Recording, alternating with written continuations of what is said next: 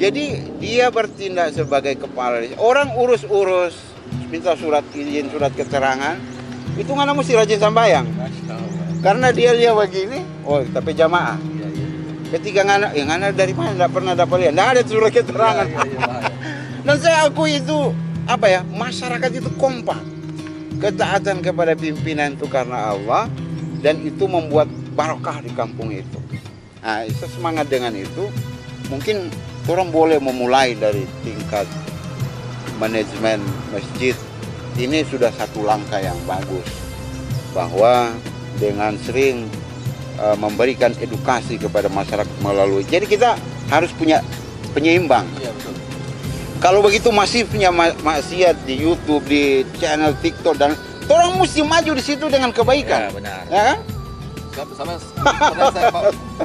saya pernah bikin status. Iya. Kalau seandainya orang-orang yang sedang maksiat berani untuk memposting di media sosial, ya. kenapa yang buat kebaikan tidak berani untuk memposting di media sosial? Iya kan, seperti itu. Orang mesti berani, imbangi. Jangan biarkan media sosial itu dikuasai oleh para ahli maksiat. Walaupun orang cuma share gitu. Iya, betul. Tapi kebaikan orang share. Mungkin juga orang-orang yang baik. Betul. Minimal orang berkontribusi di media sosial. Karena semua orang ini kan pegang handphone semua. Hatta mau di orang kaya, orang miskin. Betul. Ada handphone semua. Minimal Android 1 2 dia punya itu. Iya. Jangan dia bikin Facebook dia buka. Kalau terselip orang punya postingan kan tentang posting tentang apa. Alhamdulillah. Mungkin dia terbuka lewat situ. Iya, betul itu. Hidayah kan milik Allah. Iya. Kita berusaha bagaimana, siapa tahu dari situ dia tersentuh hatinya. Masalahnya sekarang dapat postingan ustadz ceramah, dia skip. Dapat joget-jogetnya tutup aurat, tamat lebar.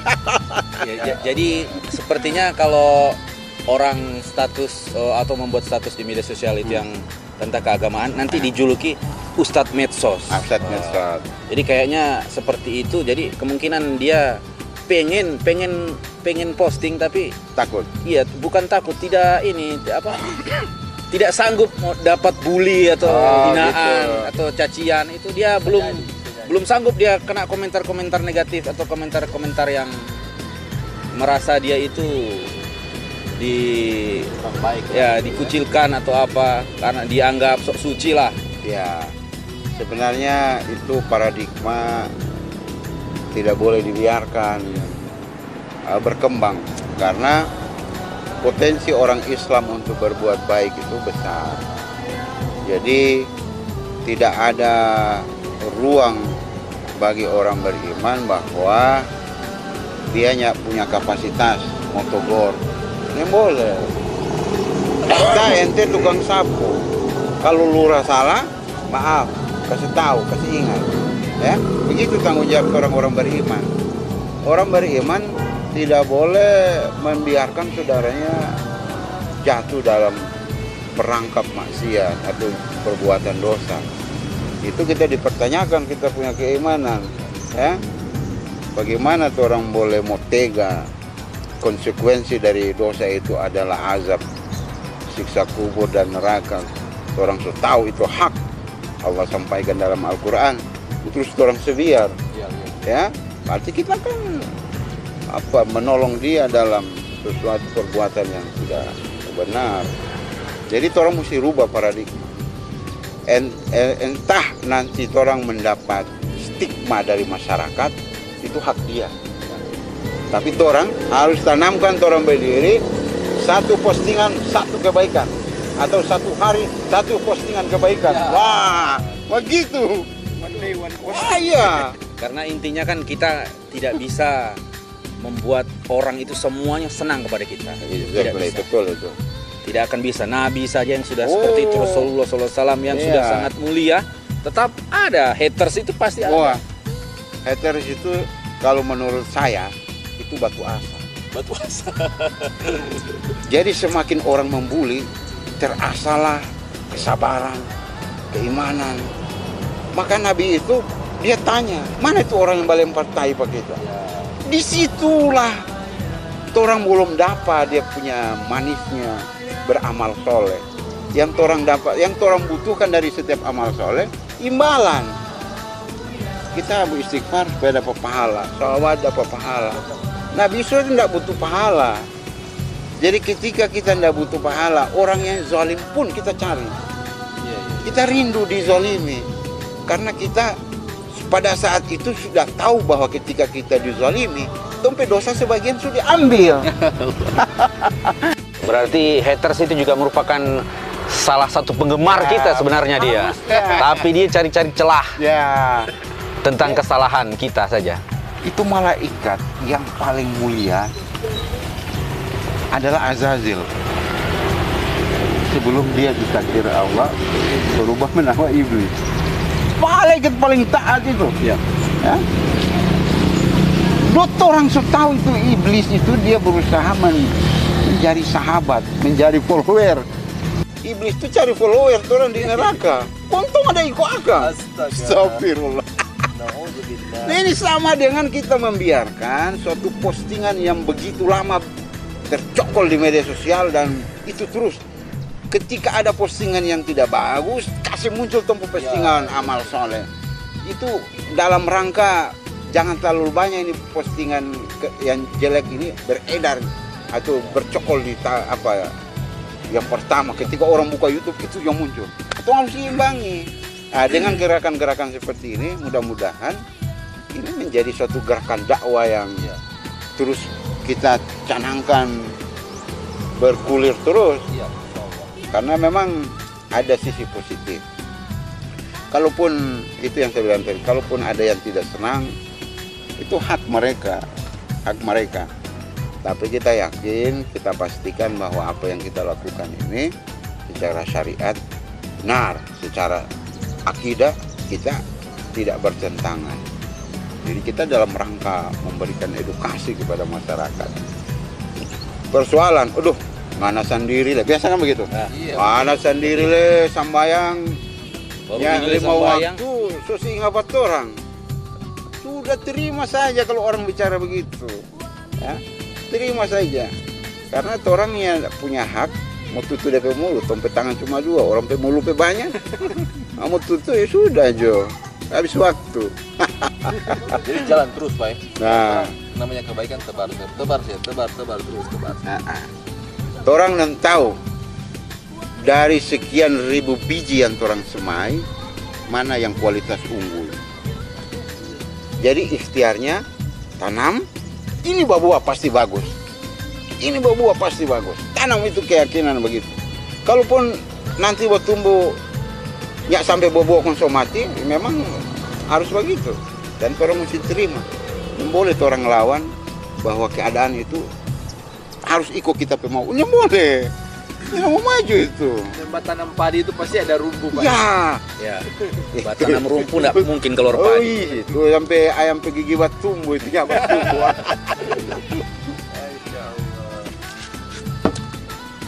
Jadi kembali lagi ke tadi Pak tentang wali nikah karena sudah begitu banyak mungkin kasus. Jadi diinformasikan kepada para pemirsa TV Al-Falah Kiai Mojo Jaton TV, apabila ada pertanyaan silakan dituliskan di komentar.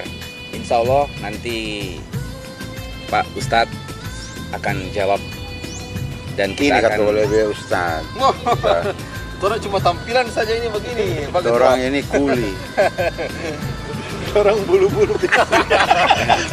Setidaknya kami yang bertanya, Bapak yang menjawab. Setidaknya orang kan tampung semua. Iya. Pertanyaan-pertanyaan. Bukan cuma di YouTube, di juga Facebook kan orang posting. Iya, betul. Ada. Kalau mungkin malas buka YouTube, di Facebook langsung komen saja. Iya. Assalamualaikum. Nanti ini inventarisir ya. Kan kalau baru ada satu segmen memang khusus membahas pemecahan masalah. Insya Allah ya. Gitu. Tapi kalau ada yang malu mau bertanya karena Ya, bisa inbox Ada di ada Iya. takut nama, ya langsung inbox di fanpage Insya Facebook. Allah nama dan tempat dirahasiakan. Nah, Jadi tidak akan wajib disebar. itu, ya. Jadi insya Allah nggak usah ragu. Rangkum semua lo gitu ya, rangkum semua mungkin 1 minggu begitu, rangkum pertanyaan-pertanyaan, atau mungkin bikin dia punya video Penjabaran.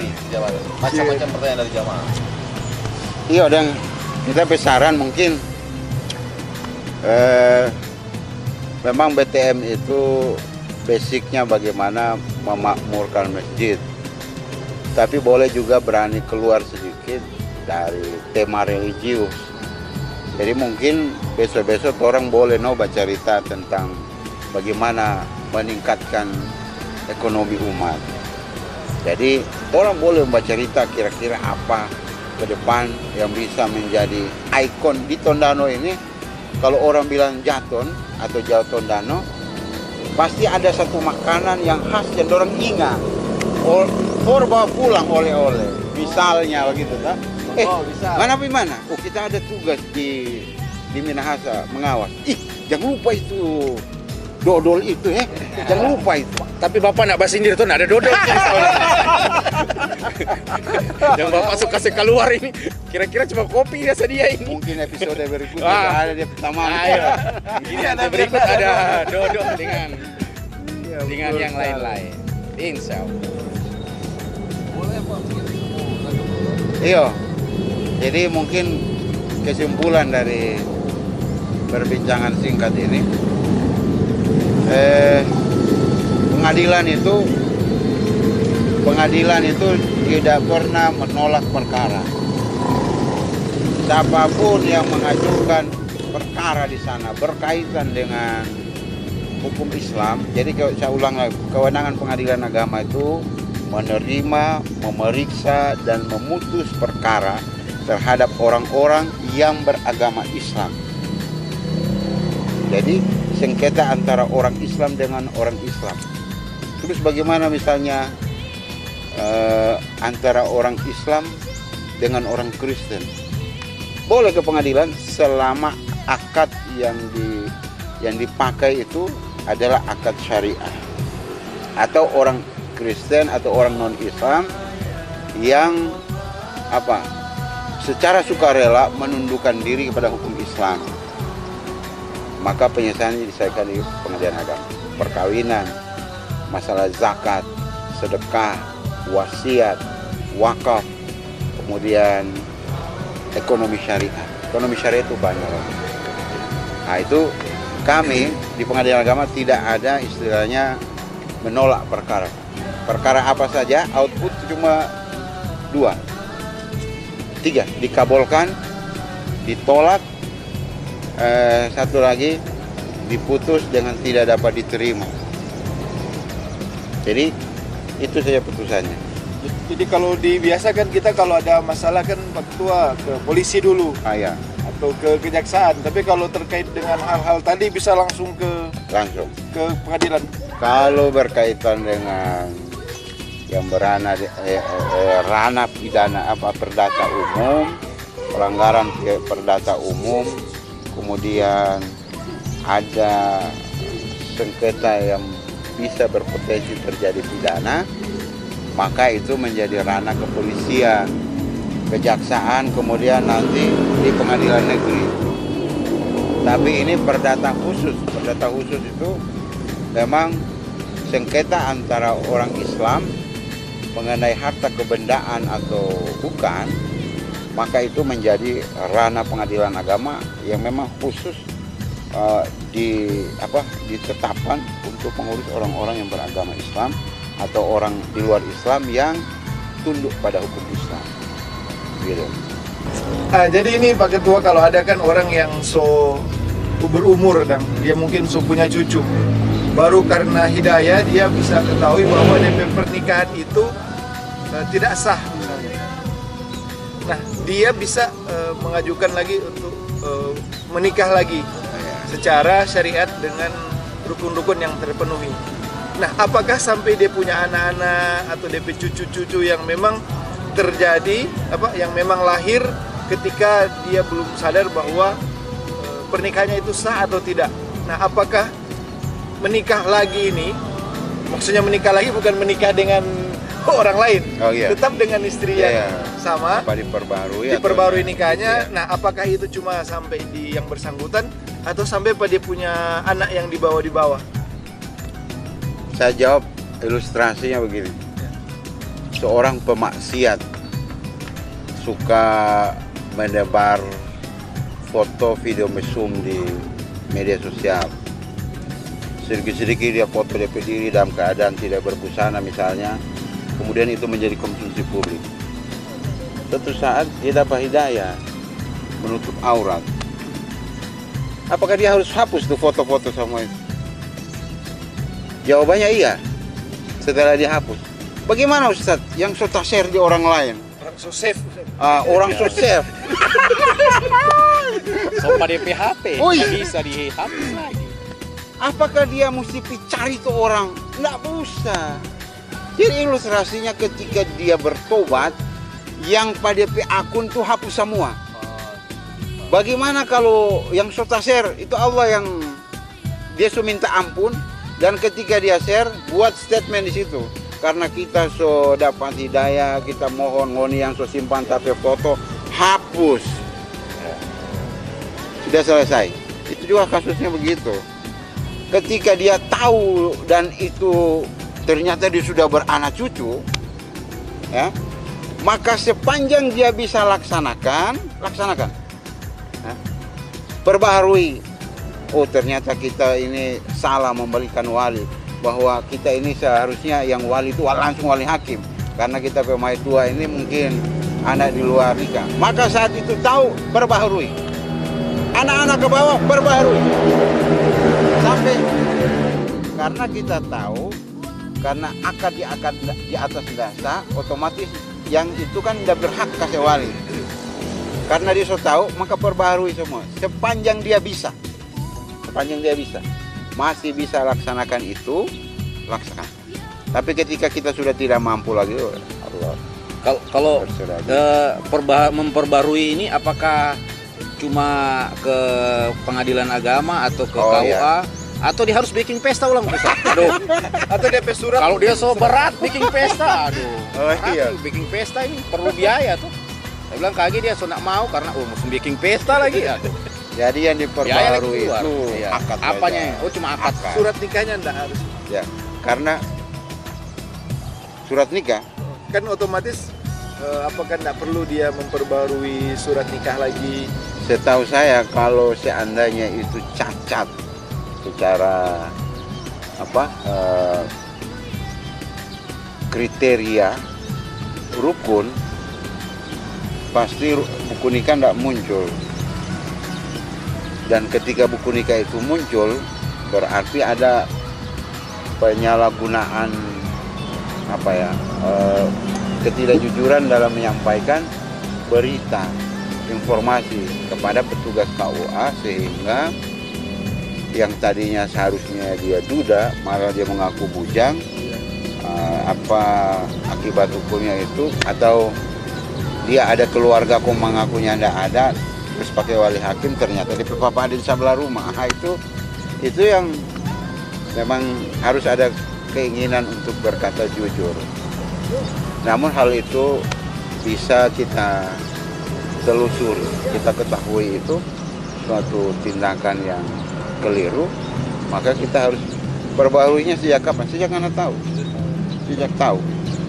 Jangan so tahu kembali diam akan. Oh, nanti jodoh. Itu sama dengan kita berbuat dosa pun tunda-tunda taubat. Ya toh? So tahu itu salah, tidak bilang Allah nanti jauh bulan muka baru satu kali kita minta ampun. Ya boleh. Oh, malaikat sudah tangkap muka. Tapi kalau ada orang yang seperti itu, dia berpikiran, oh, saya kan sudah bertobat kepada Allah SWT. Jadi dia pikir untuk ke manusia itu dia sudah tidak mau melakukan lagi. Jadi dia pikir oh sudah bertobat, berbuat baik, dan dia tidak mengungkit lagi yang sudah terjadi. Bagaimana? Mungkin dia takut aibnya terbongkar. Iya. Yang itu tadi saya bilang, mau takut hilang panggung di mata masyarakat atau mau hilang panggung di hadapan Allah. Ya kan? Ketika kita menyatakan bahwa kita malu nanti begini, maka kita harus pikirkan, kita harus jauh lebih malu di hadapan Allah, datang dengan berlumuran dosa. Ya kan? Jangan itu menjadi tolak ukur. Kita malu di masyarakat, nanti sudah dapat panggung, nggak diundang, nggak dikasih kesempatan berkhutbah, jadi imam dan lain sebagainya. Kalau kita pikirkan itu sangat kecil panggung yang kita inginkan. Kita harus punya obsesi bahwa saya mendapat panggung yang paling mulia di sisi Allah, yaitu hadir dengan keadaan bertaubat, hadir dalam keadaan tidak berdosa. jangan sampai ini menjadi satu apa ya, lifestyle bahwa berdosa itu keren. Astagfirullah. Jangan. Karena ini seakan apa ya? Seakan menjadi suatu pembiaran yang mendapat legalitas dari masyarakat, pengakuan bahwa berbuat dosa di depan umum itu menjadi hal biasa. Jangan. Jadi kita harus punya apa ya? Punya satuan tugas yang memang benar-benar untuk berdiri di depan melawan kemungkaran. Jadi melawan kemungkaran itu kalau tidak sekarang ini zaman lagi bahwa melawan kemungkaran itu tangan itu yang dimaksud jangan artikan cuman power sebagai seorang pemimpin. Di ujung jarimu itulah, tanganmu itu, ini update status. Jempol. Kalau bisa sholat 5 waktu, ngapain kita nongkrong di ngopi, ruang apa, tempat ngopi. Titik. Itu kita harus masih bergerak. Semua tim yang kita relawan-relawan pembela agama Allah ini harus kita bentuk. Kita harus bentuk. Karena apa? Dajjal dengan timnya itu sudah terstruktur. Merusak syariat, merusak imannya orang Islam, dan itu sudah di depan mata. Sementara kita masih menunggu, kiamat masih lama kata. Astagfirullah. Ayah. Jadi pelajaran penting juga tadi. Oh, iya. Jangan sembarangan hal-hal yang betul berdosa. juga. Karena sampai yang tadi Ketua bilang tuh, Harusnya. kalau orang share foto-foto yang menampakkan aurat, Iya. setengah mati mau ini, setengah mati Yes. mau hapus. Iya. Betul itu. Jadi sistem MLM itu berpeluang besar terjadi pada kita pengguna media sosial. Dia berbuat dosa betul, berbuat dosa dia video, kon dia upload itu betul. Tapi ketika ngana lia dapat 1 poin dosa, ngana share dan orang share itu menonton, kok dia share lagi, ngana itu penyebab utama dalam share itu. Jadi tolong, berpeluang besar mendapat pahala, berpeluang besar juga dapat dosa. Jadi tolong mesti bijak, jangan sampai orang menjadi apa ya, pemerkasa atau apa sebagai inspirator terciptanya berita hoax atau dosa selanjutnya, gitu kan? Kalau orang bisa menjadi orang pertama yang menyebar kebaikan, apa nggak mesti cebar yang nggak bagus. Jadi begitu. Ya, daripada berbuat dosa, Iya. mending share yang bagus. Share yang bagus-bagus. Beda versi bijak dalam penggunaan media sosial. Iya. Karena tadi hal-hal tadi. Ya, alhamdulillah. Sepertinya perbincangan kita ini makin seru saja. Betul. Jadi inti dari pembicaraan kita ini bisa kira-kira sesingkat yang bisa diutarakan oleh Ustadz bagaimana? Kita tadi bicara itu sesuai dengan kadar kopi, tapi kopi so habis. Jadi tong mesti closing. Ya ada ini kopi so habis. BTM dapat salah ini ketua PA. Sudah cukup. Ya nah. Jadi memang kalau kita mau terus ikuti apa yang kita bahas sesuai dengan keadaan umat saat ini, memang kompleks, banyak sekali. Makanya saya sampaikan tadi, mudah-mudahan ini suatu langkah yang tepat bagi BTM dengan pengurusnya. Ke depan mungkin kita bisa sajikan materi yang berbeda dengan nuansa yang berbeda. Intinya bahwa sebagai orang beriman tidak ada pilihan kita untuk menyatakan bahwa saya tidak mau taat terhadap syariat.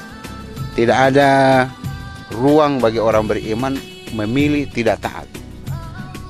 Karena sejak kita akil balik sampai kita meninggal, ketika kita masih menyatakan orang beriman, maka hukum Allah, sunnah Rasul itu melekat sampai kapanpun. Nah, oleh karena itu, dalam rangka itu semua, jangan berhenti dan terus mengasah kemampuan untuk jalan syariat ini bisa betul-betul kafah dalam diri kita. Dan kemudian kita terapkan dalam keluarga kita.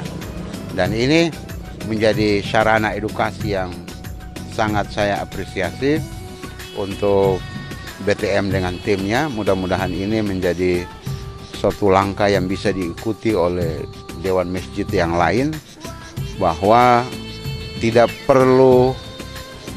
mesti harus berdiri di mimbar untuk memberikan pencerahan kepada umat, tapi dengan duduk ngopi di teras masjid dengan santai, tapi obrolan itu memberikan inspirasi dan edukasi kepada masyarakat. Ini jauh lebih penting, karena jamaah Masjid Al-Falah ini lebih banyak itu mereka on time di depan media sosial daripada on time di saf masjid. Jadi kalau Pak Imam mau tunggu orang datang di masjid baru mau ceramahkan, kapan itu? Sekarang ini orang menggunakan cara yang milenial. Kalau orang boleh eksis di media sosial, orang datangi orang dengan cara media sosial, silaturahmi dengan media sosial. Dan inilah yang orang jabarkan di masjid ini. Mudah-mudahan ini terus istiqomah, kemudian bisa melahirkan tokoh-tokoh yang lebih mumpuni bersama-sama menjaga syariat di kampung Jawa dan umat Islam secara umum. Saya kira begitu. Perbincangan kita tadi insya Allah mudah-mudahan bisa memberikan manfaat kepada pemirsa sekalian, sahabat sekalian. Semoga insya Allah ke depan kita bisa bertemu kembali dalam podcast ataupun bincang santai yang berikutnya. Dan jangan lupa kita bantu sebar kebaikan, walaupun hanya dengan klik tombol like, komen, apalagi kita share kebaikan, insya Allah itu menjadi kebaikan bagi kita sekalian. Demikian, salam dari kita semua. Assalamualaikum warahmatullahi wabarakatuh.